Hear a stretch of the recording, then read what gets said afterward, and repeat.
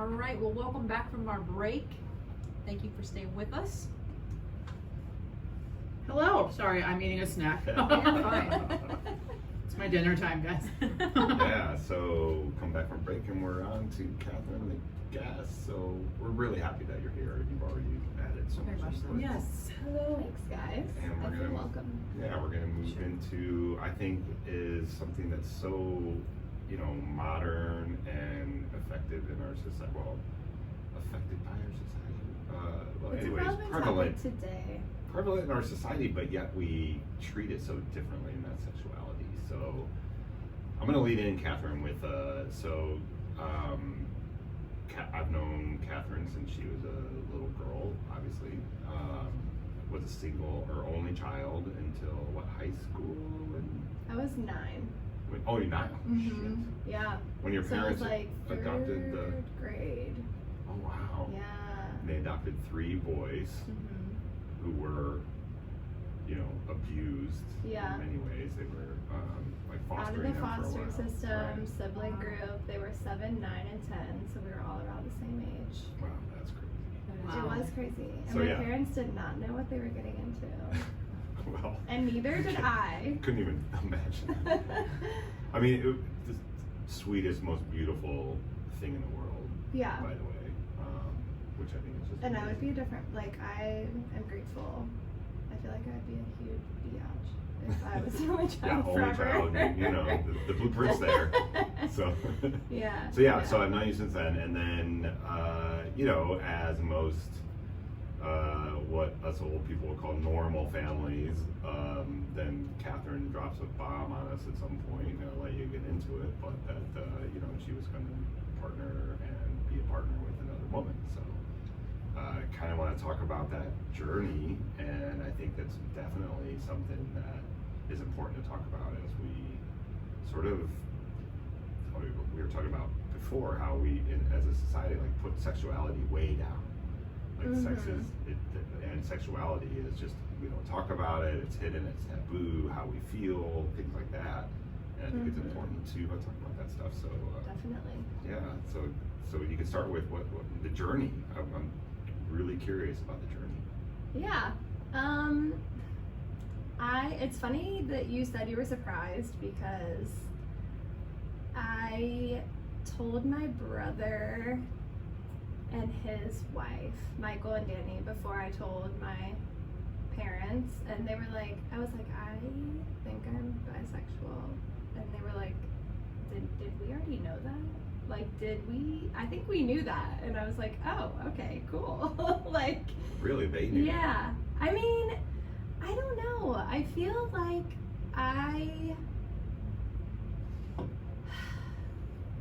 from a very early age, I can remember my parents being very encouraging, and in that way, exploring my sexuality. I know that I was really privileged. A lot of people don't have that experience. Yeah, not to cut you off, but I remember one of the first things when I think, I was talking to you and the other kids, and you said something like, well, my vagina, something. I'm like, what the?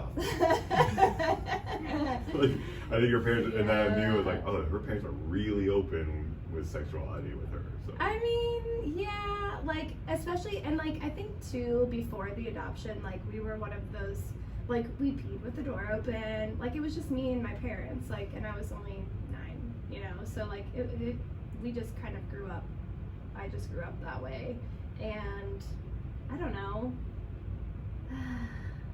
yeah, it didn't feel like, it's funny because the person in my family that had the hardest time accepting that I was dating a woman was my mom, and that was not what I expected either, because we have family friends who are gay, and like they would come over every Christmas morning and like hang out with us for a couple hours and give us presents, and like, it just, I mean, they've been in our lives since we moved to Columbus when I was like 5, when my mom joined the church choir. So when was that first experience? The first. And you can get a little. Oh. We like to hear your full. Yeah. Sorry.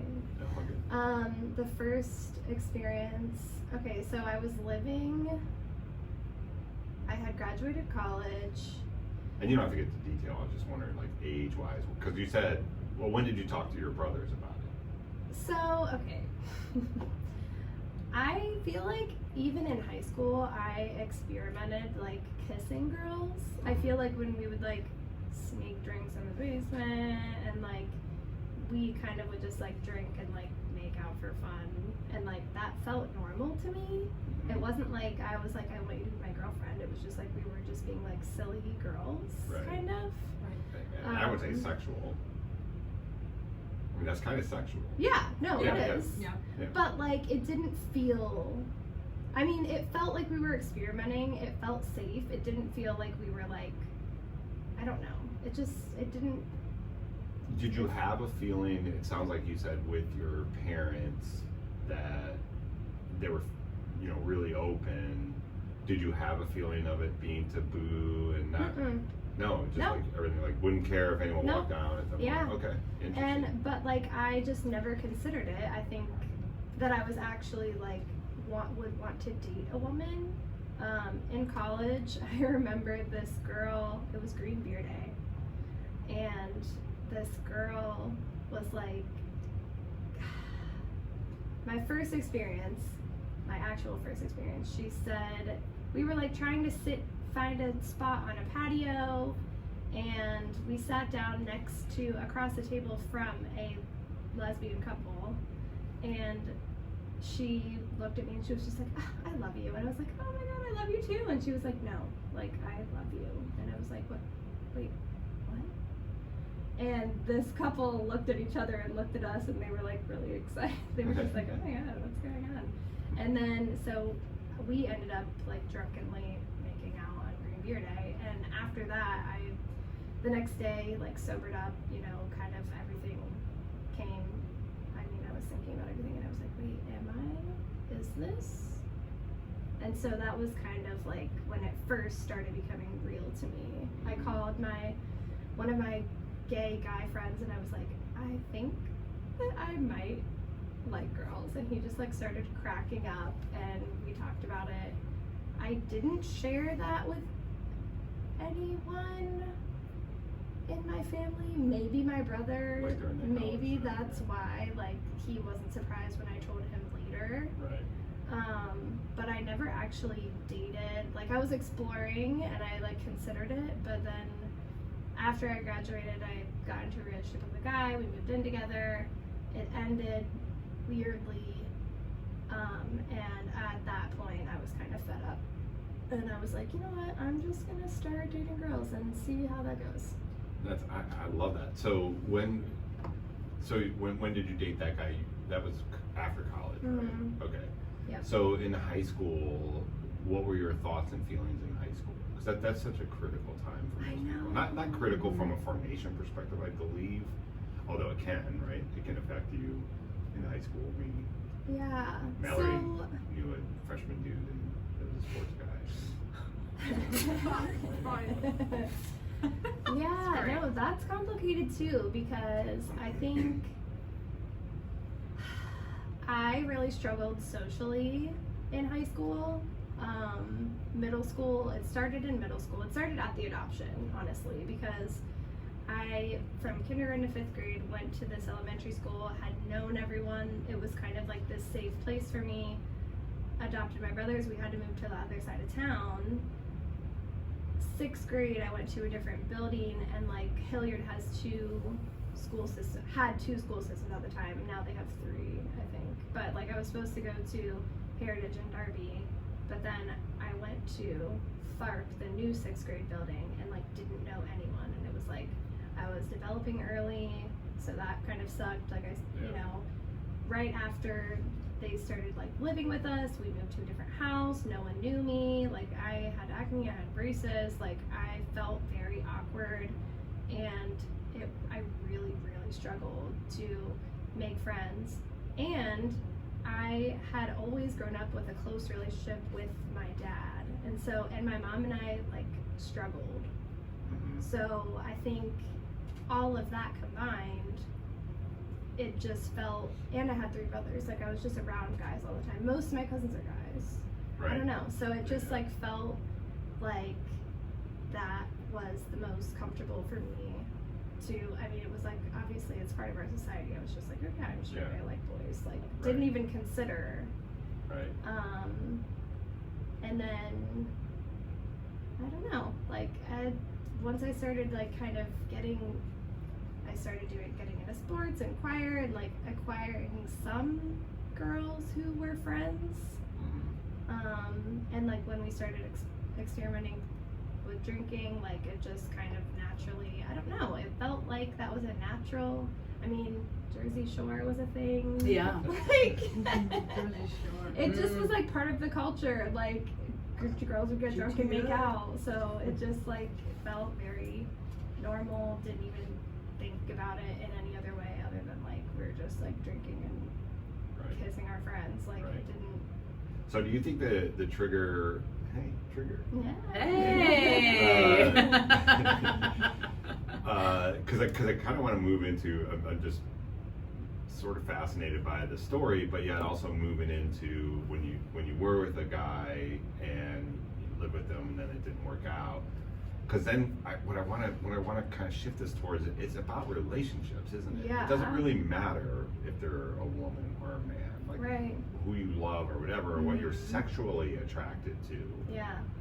Which it could be both. I do believe that. And then it's just the relationship at that point. And we talked last week about how friendships are not, valued as much as romantic relationships. And I think this is a sort of a extension of that theme of it's still a relationship, whether you're heterosexual or homosexual. It's going to be a relationship for you, and one may not work. And I think it's really kind of interesting that you're with a guy, lived with them, like thought that was the thing, and then he's out, but you had all these other feelings about women before, and then like, well, I'm just going to try women thing. I think that's pretty bad. And it was like a suppressed thing. Like it's not like I had been thinking about it. It was like it was kind of on a whim. I was just like, whatever, fuck it. Like I'm just gonna download Tinder and set my preferences to women. Like we'll just see. And I didn't even think about it really that much until I had to tell my mom. But I think like something that I see a parallel with my journey of sexuality is my relationship with my parents. So like I was super close with my dad growing up. Then my parents got divorced at the end of college, and that was very traumatic for me.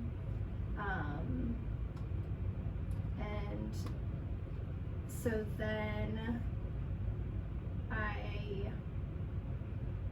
started dating this guy after college, and then when it didn't work out, like by that time my mom and I had kind of mended our relationship and figured out how to, we were like, okay, well, like we need to figure out how to be friends and like be close, because when they got divorced, my dad moved, he lives 2 hours away now, he's not as available, and I obviously felt for her like going through this tragedy. They were married for 35 years, or however, I think about approximately. So yeah, like we had kind of mended that, and that's when you were able to be more open with her. And so when I started like going on dates with women, the first woman actually I went on a date with, I was like, she went to MIT, she was just like so hot, and I was like, oh my god. And I was like, also, I was in a horrible place in my career, in my life, with huge transition, and I knew it wasn't going to work out.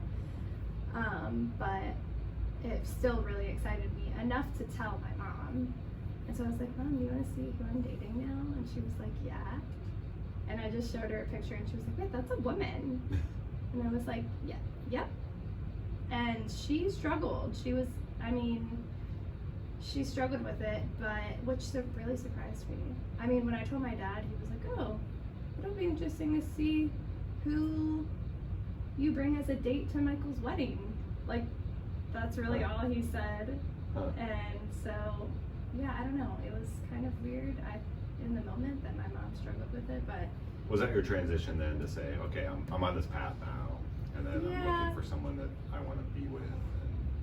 I think like which none of us here would ever. it awakened. We don't know about perpetuity in relationships, but I was trying to sound smart and then There it say how is. many marriages. There it is. So like all that to say, I, this awakened this whole other side of me that felt like dormant. Like I struggled with female friendships prior to this, and it just, it felt like a legit awakening. Like, girls are scary to date. Especially really smart, pretty ones. Like, I was like, holy shit. Like, I started reevaluating every single relationship in my life, every single interaction that I was like having with people that I cared about, everything that I was doing in my career, like everything. I was just like, I had to redo everything in my head. Yeah. It was crazy. It was a crazy experience. And it was like an apology tour. Like, I don't know if anyone has watched Shrinking. I'm No. obsessed with that show. No, That was no. Anyway. But I get the apology tour. Yeah. In your head. Yeah. Like, and I legit went back through to people and I was like, okay, this thing that happened years ago, like I acted this way and I'm so sorry that I said this one thing. Like, What, you would actually do that to them? yeah, Oh, you would? Yes. Not just in your head? no, Because I do that in my head all the time. no, There's so many people I've met and relationships I've done. I'm like, well, no, I had to. I know what I not did. like- I'm not reaching out to them and say, hey. No, it was like my family. family members, like my siblings, like people that were close to me that I was like, I knew that I had been unaware of things and I had done hurtful things that I didn't realize how hurtful they were until this awakening that I had. Mhm. So I legit went back and was like, this conversation we had last year or whatever, last week, whatever. This is how I reacted and I'm really sorry because I feel now how you must have felt and it sucks and I didn't mean that and blah, blah, blah, blah, blah. Yeah, I wonder if you were feeling just so many different things at the time that you just lashed out at anything, right? Like anything that you didn't agree with or whatever, you were just gonna say it because you were maybe. like, now I'm I hate to use a word, but I'm out. But No, it's it like, feels but you've like, done something that was so massive that now you're not afraid to. No, it felt things like I short. was disconnected with a half of myself. Like I identify as a bisexual person and like really had only explored how to have healthy relationships with men and like kind of just shrugged off women because like I was like I'm not gonna be in friends with girls, like I'm just like I'm a Right. guy's girl. I'm not like, thinking it could be a then- sexual thing, right? Yeah. Right. And so then like going back with especially with all my girl prominent female relationships, in-laws, cousins, friends that I've known for a long time, whatever. My mom especially, I was like, Mom, I'm so sorry. Like So So I want to move. Okay, so I'm really first off, I'm gonna apologize ahead of time to Sarah's church because I don't know what their feeling is on sexuality, but we're definitely talking about it. But I think so. For me, there's this thing that I think there's this sexual attraction between men and women, and women, men, whatever. That's the sexual attraction. But then it's finding a partner. So I'm wondering, from your there's perspective. a difference. Understood, but then you want to be in a relationship, and whether it is a friendship or a romantic relationship, like we talked about last week, and I think you need both. You need a romantic relationship. You need a friendship. It's always been traditionally, well, my friends are men. From me, say my perspective, you guys' friends are women, and then you partner and have a romantic relationship with a woman for me and a man for you guys. So. Do you It's think? complicated. Yeah. So to me, there's a separation of sexuality and then relationship, Yeah. whether it be romantic or friendship. I think So- some of that is like conditioned into us from society. For sure. A lot of it. In my perspective, just from my own experience, I think that most people probably are somewhere in the middle of the spectrum, closer to the middle of the spectrum of sexuality, like talking about gay and straight, than they think they are. And like haven't even considered the alternative of how they live their life, because Right. why? I don't know. Well, we don't accept it socially yet. Right. So until that's completely 100% socially acceptable, there's going to be that play into it.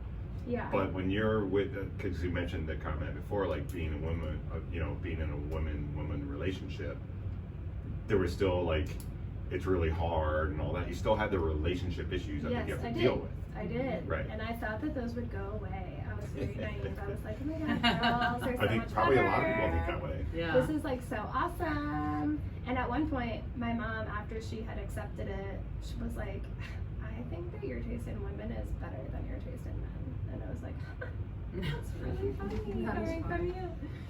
from you. Yeah, no, I think there is a huge difference between like who you're sexually attracted to and who you want to be your partner. Right. Yeah, I don't know. I'm not sure after, so I dated for a while. After I started dating women, I was like not even interested in men because I was just kind of done. I was like, no, I'm over it for a sec. Like I need to explore this other half of myself for a few years or relationships or whatever. Ended up engaged to a woman who I should not have been engaged to. And discovered through dating a couple different women that like I needed the balance of, I don't know, like I guess I am see what you're sexually saying. attracted to Yeah. women, and like I think that that is really fun, and maybe like I'm not saying I would never be in a relationship with another woman, but the struggles within the relationship were, I'm not interested in trying that again. Like, Interesting, because I think if we really boil it down, though, and I will, that it's really about the partnership in Yes. that relationship, Yeah. whether it's male or female, because the sexuality part, and I think you can satisfy yourself on both ends if you're bisexual, mhm.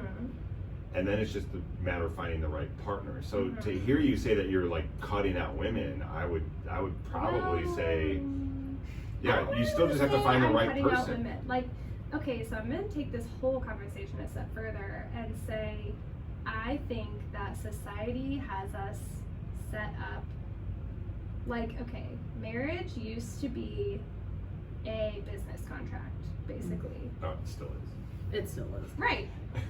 But now, Sarah knows it well. now we are brought up to believe that we should find someone that meets all of our needs. This Right. one person who can meet our needs financially, emotionally, sexually, all of these things. I'm sorry, I don't think that that's real. I don't think that's possible. Oh, I agree. Yeah, I think agree. that Definitely you agree. get every single relationship that you have, you get a different part of your needs fulfilled.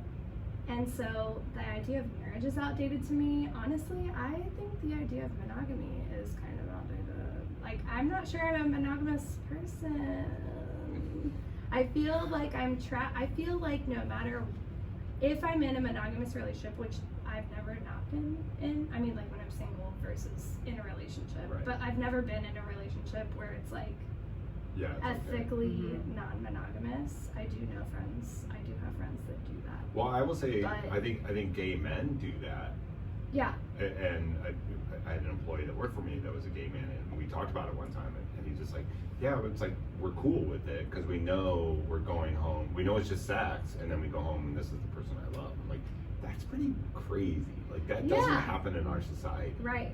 Right. It's And very, that is more I taboo. may agree with you that maybe that is a thing, and it's something that you have to work on in a relationship Yeah. for sure. I really See, want I'm to ignorant. touch on like what you said about the needs being fulfilled, because the biggest lesson I've learned for myself is the financial part. Mhm. I need that for myself. I don't need anybody else supporting me, giving me that, adding to that, because that's my responsibility as a person. And my view now, after what I've been through, is that you need to add to my life. Yeah. I'm not Mhm. fixing you. But why does it just have to be one person That's to add true. to your life? Like, I agree. And with why does it have to be you. financial?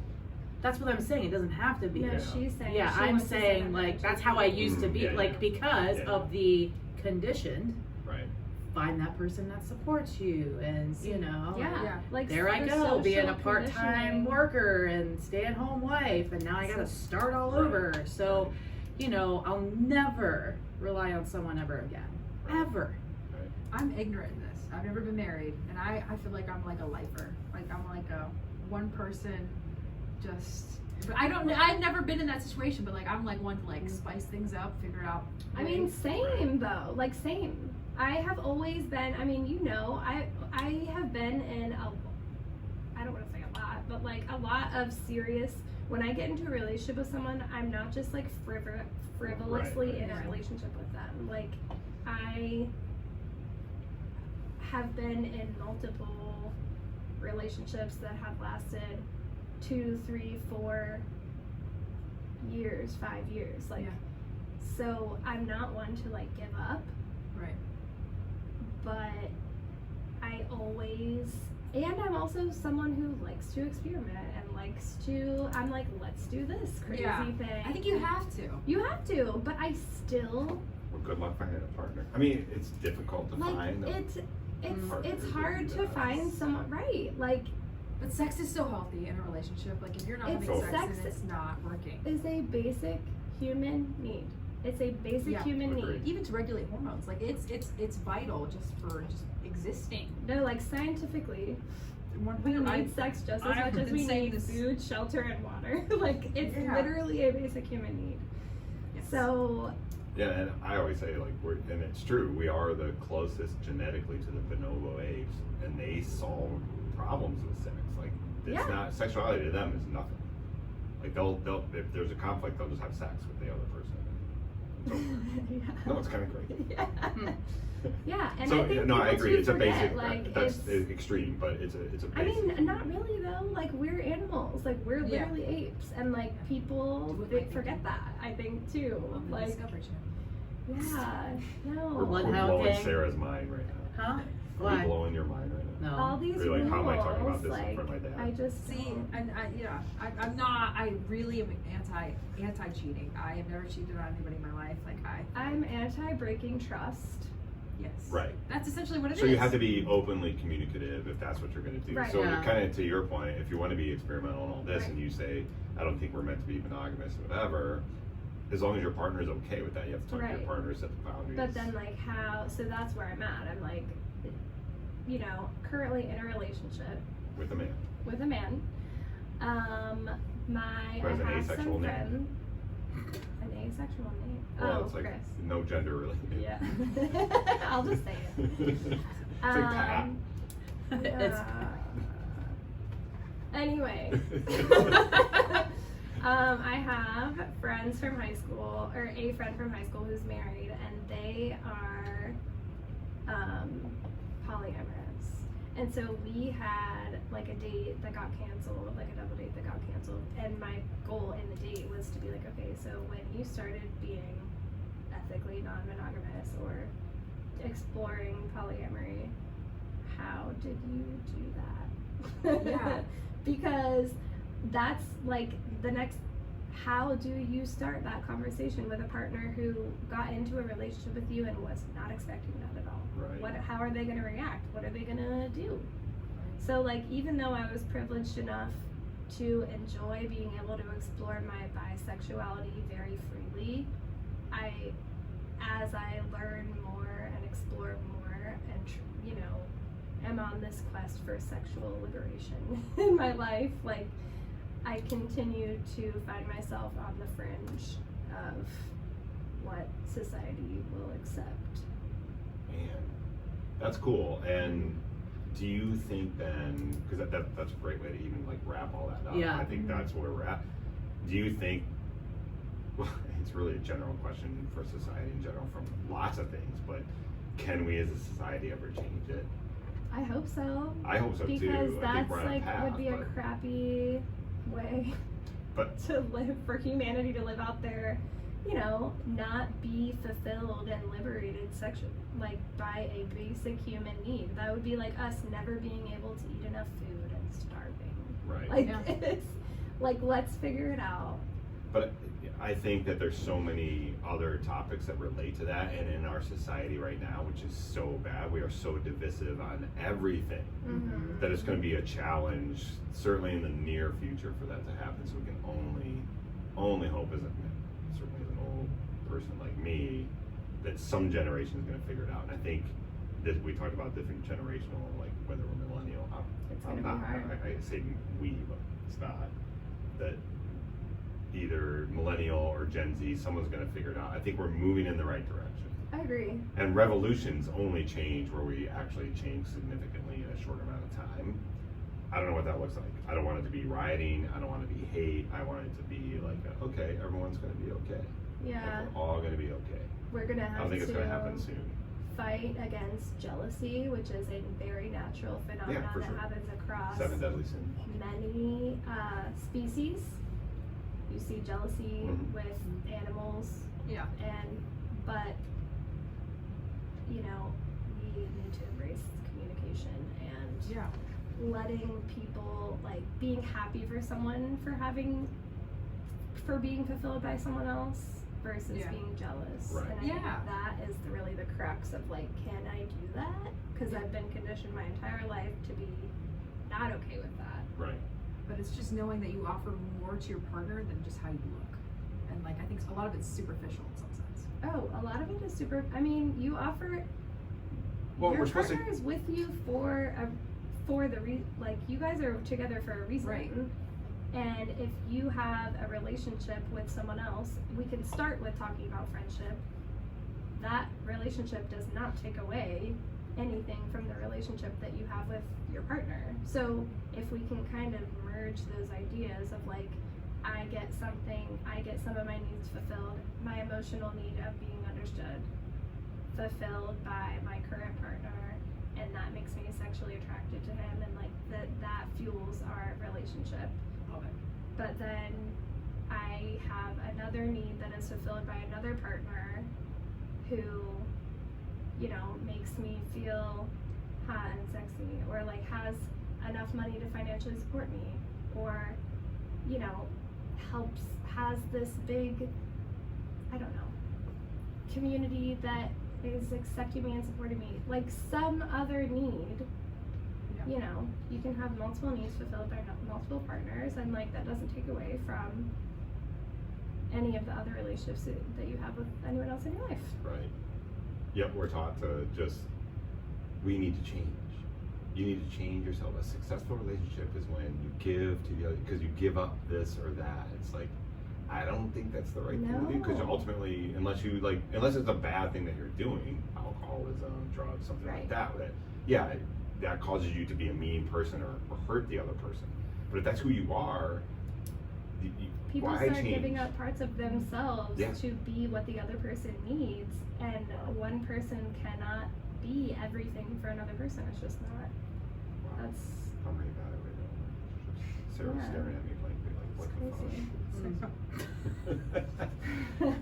Kathryn, this has been insanely amazing to me. Yeah. I think this is something that needs to be talked about. I think it's so early. It's like they say in business, the blue wave. It's like the front of the wave that everybody starts to talk about, and I I'm hope really so. happy you're here to talk about it. I So much. love it. So Yep. yeah, I mean, I think this song that we're gonna play out. Anything else? Anything else did you want to say actually before we? You have notes over there. No, I think I said everything in my notes. Awesome. Did phenomenal. Yeah. All right. Thank you guys. So let's see. Next week, we're gonna have someone like totally opposite. She is, but love her. It's my I can't wait New to Jersey meet her. family. I'm excited too. Yeah, it's gonna be super fun. But yeah, so yeah. All right. Well, thank you guys so much for joining us for another episode of Subject to Change. I'm Mallory. I'm Sarah. And I'm the monkey in the middle. Everybody be safe out there. Yeah, and everything Is is fine. fine.